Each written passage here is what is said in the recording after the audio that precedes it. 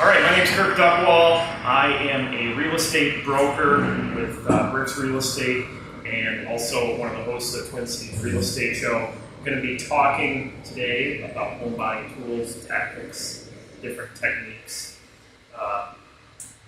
One of the questions I get a lot is what's the difference between an agent and a broker? And really, a broker is that next level of education that realtors go through, ones that want to maybe eventually open their own company or have their own office, or just increase that level of knowledge that they have. So I got into this about 10 years ago. Prior to that, I did residential construction and did home remodeling, rehab, things like that. So I realized I love looking at homes, love walking through homes, even working on them. So it was kind of a natural fit for me. Home buying and home buying class. Why is it this is something I like to do?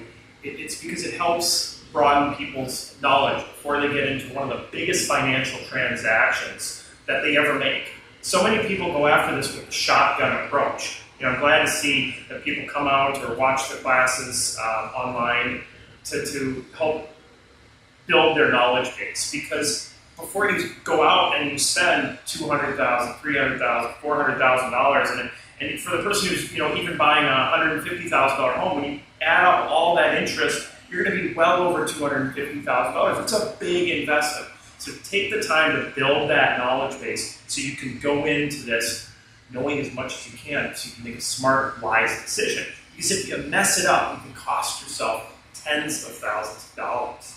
So learning these tools, learning these techniques is going to help you with the whole shopping process. So I like to look at my job as a glorified fun killer. Because people get into this and they're like, "Ooh, I'm going to buy a house," and then they start clicking around. Oh, there's everything. I'm going to go to this site and go to that site. I'm finding everything that I want. The problem is there's so much misinformation out there. You've got to take those pieces out. Well, what happens when you take those pieces out? People are like, "Oh, I like that house. Oh, I thought I could get a good buy over here." But at the end of the day, it's actually more fun once you realize what really is out there, what's really available, and how much it actually costs. These are nothing more frustrating than dead end after dead end after dead end. So one of the questions that comes up first is, which comes first, the agent or the lender? Honestly, you should be doing both pretty simultaneously.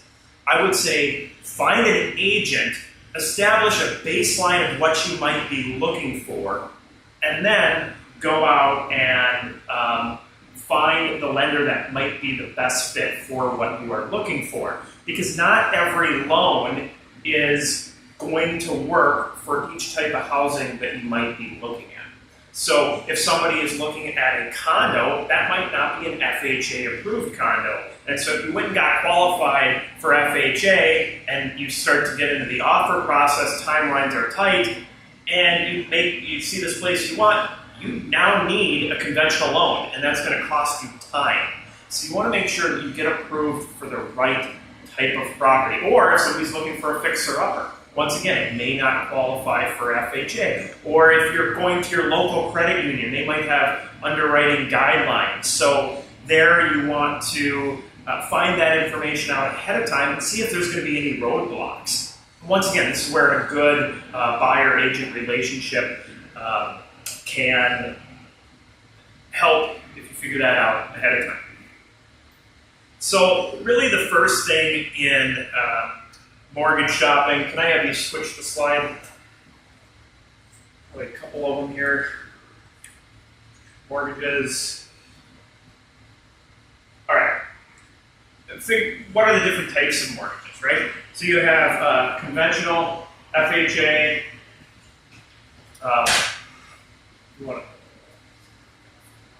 Just grabbing something? Yeah. Okay, perfect.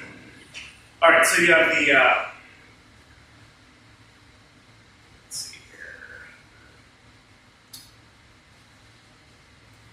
Conventional FHA, conventional FHA and VA. We talked a little bit about the financing restrictions. And there is where you want to figure out, once again, what type of loan is going to work for you. You want to make sure that you do apples-to-apples comparisons. So if you go out and get approved or go out and shop a 3.5% down FHA mortgage, then if you go to another lender, they aren't showing you a 3% down conventional option with built-in mortgage insurance. So it looks different. It may look better, but now you're not comparing the same thing to the same thing. So if you go to another lender and they show you a better option, then maybe you need to go back to that first lender and ask to see that option as well. So always look for apples to apples. All right, know your down payment. This is one thing that just blows my mind, that when people go out and get ready to make offers, that I'll say, oh, what percentage down are you putting? I don't know. Well, you need to know that. You need to know what the percentage down is, because this is part of the offer process. Figure out, are you doing 3.5% down FHA, 3% down conventional, 5%, 10%, 20%, whatever it might be, or VA where it's zero down. Closing costs. This is something that gets so messed up in people's minds, both buyers and sellers. And you hear this term, seller paid closing costs. Well, at the end of the day, who actually pays the closing costs? Even if you do the quote-unquote seller-paid closing costs, it's the buyer that pays those. For example, $100,000 property, you say, I will offer you $97,000 for that home. That is identical to going, I will offer you $100,000 and I want 3% in seller-paid closing costs. You are offering them $97,000. So keep that in mind as you're making the offer, how the seller may perceive it, and that you're paying those costs. And the question I always get is, well, why don't I just offer $97,000 and have the seller pay the closing costs? Well, then you got to reduce that by 3%. So it always comes into play. When you're out there shopping around for mortgages, and especially you go to 3 or 4 different lenders, big banks, very notorious for this. You walk in, hey, what are your interest rates?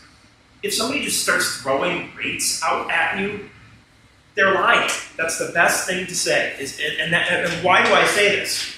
Because you have to do a mortgage application first before they'll know your interest rate. They'll need to know where you're looking, what you're looking for, the percentage down that you have. And I say this because I have the charts right here, which shows the adjustments based on credit score, based on loan to value. This is what Fannie Mae and Freddie Mac put out. There's no way the loan officer is going to know this. That's why when you see those billboards driving down the highway that say, oh, we have 3.5, with a big star next to it, that shows all the requirements to get to that. The most important thing to realize is that you can go out and within a short period of time shop many mortgage options and not have multiple credit dings to your credit. So do it. Go out, shop, get the apples to apples comparisons, find out the type of financing that you want, and go from there. Okay. Brian, can you switch the slides there? All right, we talked about closing costs a little bit. What's built into closing costs? Well, you have homeowners insurance premium, loan origination fee, owners and lender title insurance. That basically protects you as the buyer against maybe somebody who might be on title for that property. And then also the lender, if that wasn't found in the process of the title transfer. It's basically your insurance policy. And then your property taxes. So that's everything that makes up the closing costs. All right, quick through that. Okay. Actually, I have to go back one slide there. Okay, so what is included in your mortgage payment? So PMI. So it's principal, interest, mortgage insurance, property taxes, and homeowners insurance. Okay. So All of that makes up the monthly payment. You want to make sure, and then if you want to switch slides there, you're using good mortgage calculators. Now, one of the tools that we have that we can get out to you after the class actually has a built-in mortgage calculator right into it as you're searching for properties. That's through the Homebuyer. There's lots of good, if you go to the Geeks website, we have some mortgage calculators on there as well. But make sure that you are calculating for all those different things: mortgage insurance, property taxes, if there's an association. You want to know your payment. Worst thing you can do is get to the closing table and be like, whoa, I didn't expect my payment to be so high. All right. Let's see. Who is your agent? Okay. An agent is someone that is there to represent you, right? That just like when you go into a courtroom for whatever it might be, usually not going to be the person that sits there by themselves. That doesn't end too well quite often when you watch those cases, right? So it's to have somebody that represents you, represents your interests, right? I hear people reach out to listing agents all the time for different properties, and then they'll get frustrated because they think that they're representing the seller. Well, that's who they're representing. That's who the contract is with. You need somebody to represent you. You would never go into a divorce case, walk over to your soon-to-be ex-spouse's attorney and be, hey, can you represent me? Maybe we can save a little money here. Okay? That's not going to work out well. You want somebody there to represent you. They're going to research homes. They're going to provide insight. I think an agent that is going to do their job, I get this question a lot. Are you going to send me homes? Are you going to pick homes to show me? Well, at the speed that I can find them, it makes a lot more sense to set up a customized search based on your needs and work on tweaking that search constantly using the tools and the technology that we have to get those homes to you as fast as possible.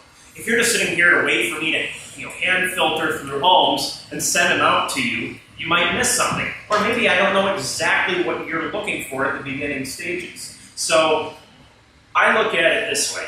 Use the tools, use the tech to get you the homes as fast as possible. Use it to help filter your search. And then I'm going to provide the insight. Yes, I might send some homes when I see something that looks interesting, or hey, I thought this might be a good fit. But I want to make sure I'm getting you every option that might be out there. All right, online searching. Use the right tools. Put together your toolbox. Zillow, Trulia, Realtor.com, all these different websites. They're great for researching. Even if I'm looking for upcoming stuff like the coming soon listings, things like that. But when I'm looking for active properties coming onto the market, just click forwarding in like 3 clicks. What I want to use is MLS direct sites, whether that's Scouting Report, whether that's HomeSpotter, whether that's a company-based site that's feeding it, but you want to know that it's IDX fed and that all listings are going there and that they're not prioritizing their own company's listings over another. Okay, it's what's broker reciprocity. You want to see a site that's fair. All right. If you want to just click in, just fill the screen up.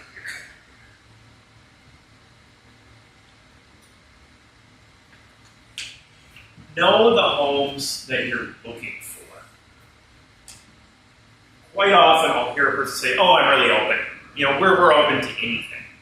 At the end of the day, very soon they realize, you know what, we don't like split level homes. Yeah, I'm not a big fan of the headroom in the story in X. I like the floor plan of the 1-stories. Great. Take those out. Because all that's going to happen is you're going to go over to here again and again and again and again, looking at the photos and not paying attention to what you actually like. So tour a few different styles, layouts. Go look at a couple different split level plans. Go look at a few different story and a halves. Go look at a few different 2 stories. Figure out what you like. Usually one of the first sets of showings that I'm going to set up, I'm going to find different style homes in different areas to get as much exposure to this, to figure out what you do and do not like. Learn the room sizes that you like. If you're in your apartment or at a friend's house, wow, I love the size of this kitchen. Measure it out. Pull out a tape measure or ace it off. Figure out the size. So that way when you're looking online, then you'll eliminate the kitchen that might be 6 by 11. And you just realize, with a wide angle lens, I can make that 6 by 11 kitchen look huge. So don't fall for the photos. Look at the specs. Create your priority list. And one of the things that we have here is the priority checklist, right? Price, size, condition, neighborhood, location. Rank them 1 to 5. What's most important to you? And realize your top 2 picks probably don't sway from that. All you're going to do is make yourself mad. If location is a number 1 pick, and then you keep looking at homes that are farther away from that location you want to be, you're going to go over there, you're going to look at it and be like, wow, I really love this home, but I don't like the drive. And what's happening while you're doing that is that home that's in your neighborhood that might be a little compromised on condition just went under contract because you were driving around. So make the priority list. Don't be looking at the wrong house while the right house they're selling. Put on those blinders. It's okay. I'm not going to go to a car lot and be shopping for minivans and go test driving pickup trucks. You're going to know what you want. Trust yourself in this process. Question that I get on that neighborhood location. So the difference being neighborhood is what's directly around you. How close is it to the grocery store? Are there parks nearby? Is it by water, walking past, whatever it might be? Location would be, I want to be in the South Metro, something along those lines. All right, doing a little research prior to going out on showings. Do you want to click? I think the next one should be the Saturday. Perfect. So, Trulium, like I said that some of those sites are great for researching. Love the crime map on Trulium. There's other good sites. I think it's communitycrimemap.com. That's another really good one for checking crime stats. Do research there. Little tip on crime maps that I learned when I was house shopping, that we were looking in a few different neighborhoods, and my wife made the comment, wow, the crime's really high there, when they pulled up the map. And I go, okay, where do you think crime's low? Oh, where my parents are. So we pulled up where our parents were, and it was identical. So compare to what you know. Don't just make an assumption on crime. People are surprised a little bit maybe when they first look at a crime map. So pull up some areas that you think are kind of at the levels you would tolerate, and then search based on that. Look at the satellite view. This is the biggest time saver ever. In real estate, we hear location, location, location. It's the number 1 thing. So if I pull up and I'm going to go look at this house right here, or I think I'm going to go look at that house, because the agent took this nice little picture from the corner looking over here, so I don't see the grain elevator, the apartment across the street, the railroad tracks, the streets running 4 different directions. If you pull this up, you can see it right away. You can save a ton of time and save a little gas money too. One of the things that is a really good researching point, and you don't necessarily have to do this before you set up a showing, but keep in mind that a lot of the cities, especially St. Paul and Minneapolis, 2 big ones, have city inspection reports that you can pull up online. So you can look at just the basic condition of these properties to see if there's anything there that might be, more than you want to take on. Definitely, I would say do this before ever making an offer. Look at that, because it is a inspector that went through and did a very light inspection. By no means do not think of this as a replacement for doing a buyer's inspection. But if you're going to do this right before setting up showings, it's not a bad time. Otherwise, if you're getting pretty serious about it. And as you're searching, one thing I kind of missed in the section earlier is quite often people will get hung up on setting their goal at the 20-year or 15-year or 10-year house. Okay, I'm living in a 2-bedroom apartment that's 750 square feet with 1 bathroom. I've been there for 4 years. Now I'm going to go buy a 2-bedroom, 3-bathroom, 2,700 square foot home with a 3-car garage. Then it's not hitting your pricing expectations. What happens? You end up renting. If you're willing to rent it for more than 2 years, be willing to buy it. Because as long as somebody's renting, and I got a client right now, perfect situation where hey, I'm going to go out and buy that condo that's 2 bedrooms and 1 bathroom for $100,000. The payment's going to be nice and low. Own that for a while, then sell it after a few years. Get some equity, then move on up to the next one. So setting those realistic goals and what you want to get out of it can be very important. Okay, setting up the showings. Your real estate agent, real estate broker can set up showings for any other listing. If it's an Edina Realty listing, Coldwell, Remax, Keller Williams, one of the 100 smaller brokers around town, that any agent can set up showings for any of those properties if they're a licensed realtor in the state. So it's what's called the broker reciprocity. So don't feel that you need to contact X realty agent because that happens to be the sign in front of that house to show you that house. You want to create, like we talked about earlier, a relationship with somebody who's an advocate for you. Try to stay around 5 showings at a time. It's really hard to go out and look at 10 properties. Actually, I'm going to say it's virtually impossible to go out and look at 10 properties, then go back and have an accurate idea of what that first and second and third and fourth home were like. If you keep it to a minimum number of properties, and here's the thing, if you're looking at 10 properties, you're probably looking at more than you need to. And so what do I mean by this? Fine, put together that list of 10 homes. But make sure, hands down, that your top priority properties are to the top. Remember, you're only buying 1 house, usually. Okay, so don't let your top priority house end up as number 9 on your list, so when the agent is booking those showings, it's like, oh, we ran out of time, we can't get to this one. Well, the next day comes around, now that number 9 house is sold because somebody made an offer. We want to get that to the top.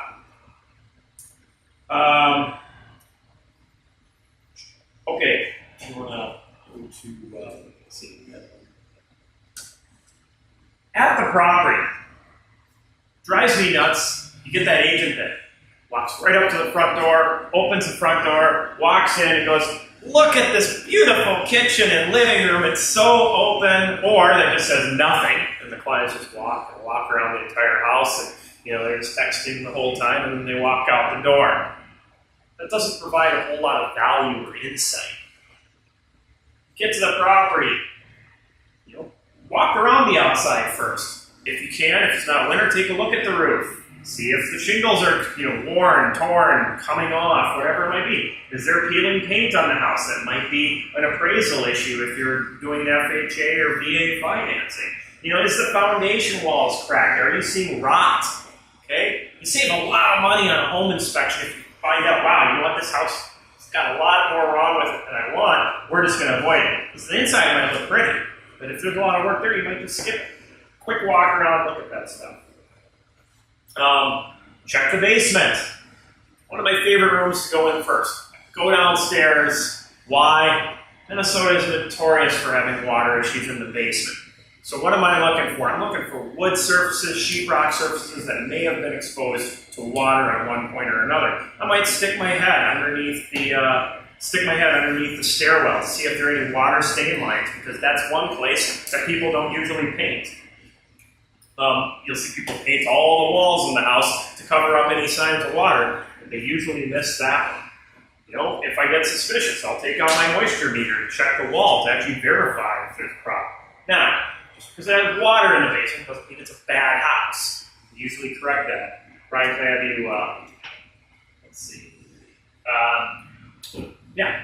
And when you're going through a house and you see a whole bunch of problems, don't be afraid to just say no. You don't have to rebuild the house in your head. It's the wrong house. And you just go, yeah, that's going to work. Go on to the next one. All right, we talked a little bit about this, the grading in the basement. What we're looking for when we're walking outside is, that 6 inches worth of drop for every 6 feet coming away from the house. To know that water's not going to cool. If you fix the grade, you can fix from water coming in. Quite often, people will just jump, it needs a drain tile sump pump system. It's amazing how often you just fix the grade, it solves the problem. I mean, the reason water is getting in the basement is cooling right next to the basement. Remove the water away, it's not going to get there. So yeah, you don't want to see that kind of basement. You want to see that kind of basement. All right.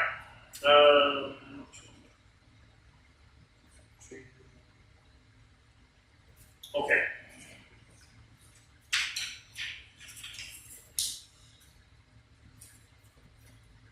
I'm not going to be able to cover every scenario that you're going to come across.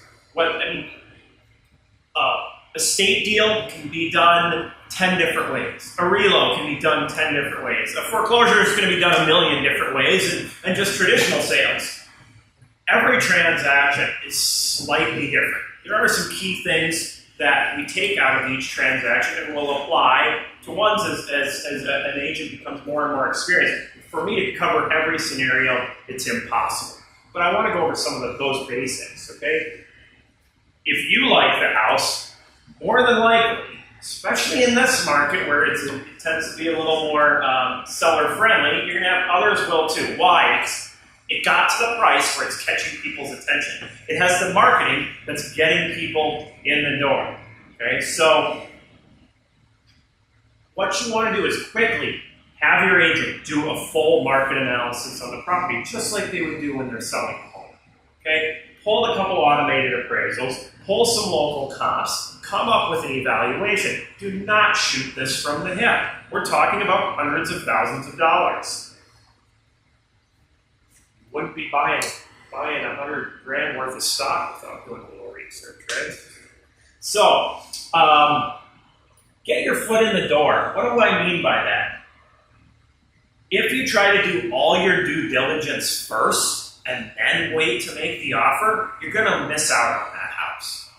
If you get the offer in, which locks it up, you're not 100% committed here. You're not even 50% committed here. You've locked up the house for your inspection contingency time frame.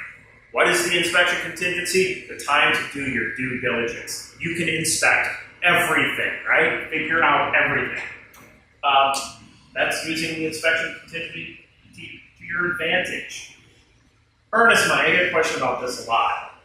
Earnest money is part of the down payment, but it's part of the down payment that you bring up front. It does not go to the sellers, it goes to the seller's title company and goes into a trust account. So people do not have access to that. If you back out during the inspection contingency, you get your earnest money back. Unless, by chance, you sign something that said, we'll forfeit it. Highly recommend against that.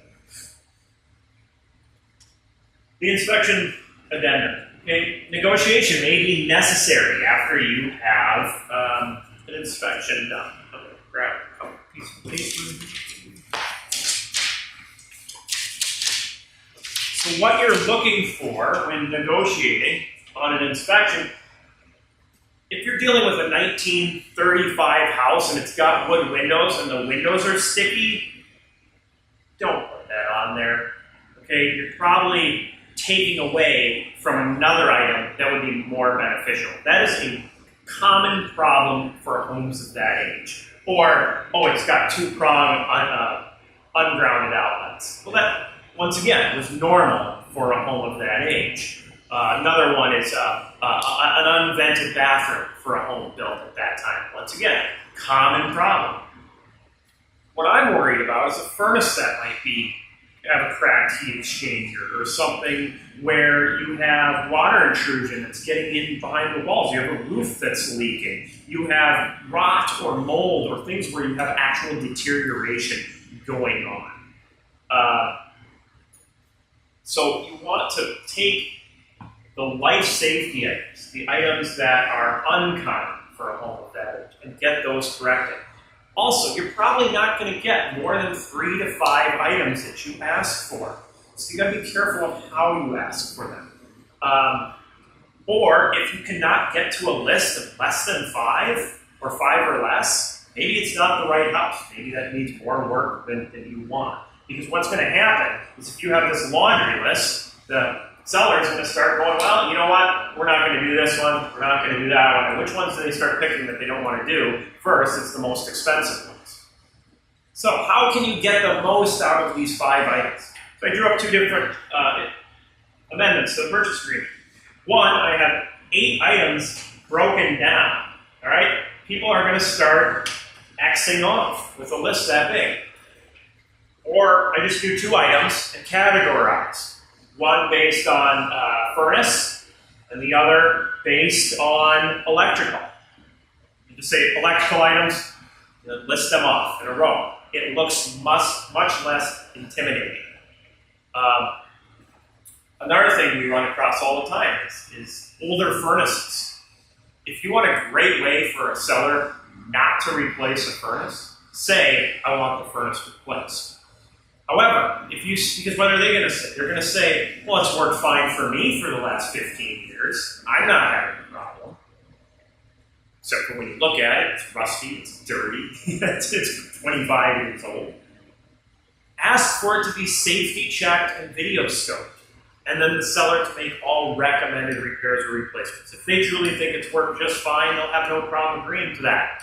What's going to happen, they're going to come in there, they're going to video scope it, they're going to see the cracked exchanger, they're going to red flag that furnace. Now the seller knows there's a problem, and it's an expert that's telling them that. What's the difference between inspection, appraisal, and a TISH? We talked about the city inspections. That's what's called a TISH, Truth in Sale and Housing. Inspection, that's a buyer's inspection. They always want to do a buyer's inspection. There are very few instances where I would say, to take that out of there, but as a rule of thumb, always get a buyer's inspection. And that's going to be far more in-depth than either of these two. Okay? Because this is a city required one, this is a lender required one, and this is one that you're just doing for your peace of mind. An appraisal, yes, they are going to check a few things, but it's very few items.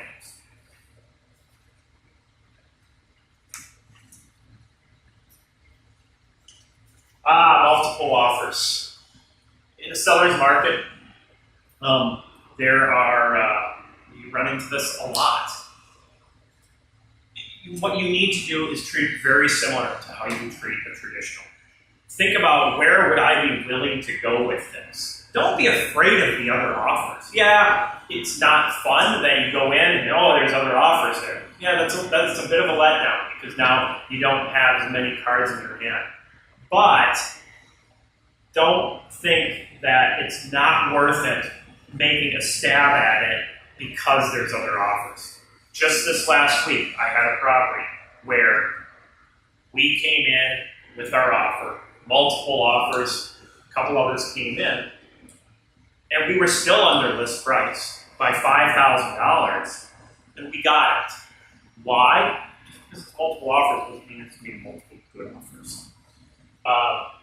Being aggressive, you may, if you see a house and you like it, you get your foot in the door, you might be able to just put the offer in and not ever have it go into multiples. A way you can kind of prevent multiples and get them to accept your offer is say that you're going to withdraw your offer within 24 hours of making it because you have another house that you want to go after. If you do that, they know they have to make a decision.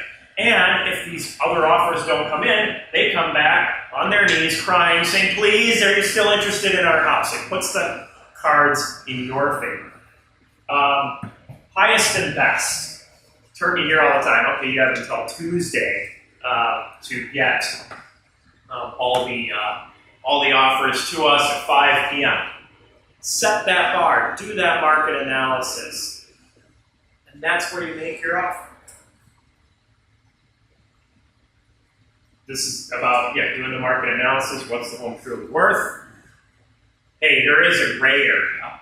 What's it worth to you? Maybe I would be willing to pay $2,000 extra dollars, which would mean maybe $10 more a month in my payment to get this house because it has some features that I hadn't seen elsewhere. Don't get too hung up on the fine dollars and cents. If it's big chunks of money, walk away. And then don't let "we should have" happen to you. That's where we go back to this one again. If you sit here and go, well, I'm drawing my line at 198, and I'm not going up $2,000 more, I don't care. And the next day, you wake up and find out you didn't get it, it went for $200,000, and you go, you should have gone up $2,000. Just do it. If you think you're going to be mad about it for losing it, if you go, you know what, I don't care if I lose it at $200, great, then do that. But you don't want to lose something just over the pride or the principle. I hear that all the time in this business. Well, it's the principle of it. The day you lose that transaction, the principle is out the door and you're going, darn, why did I do that? It's stupid. Right? So don't let "we should have" happen either.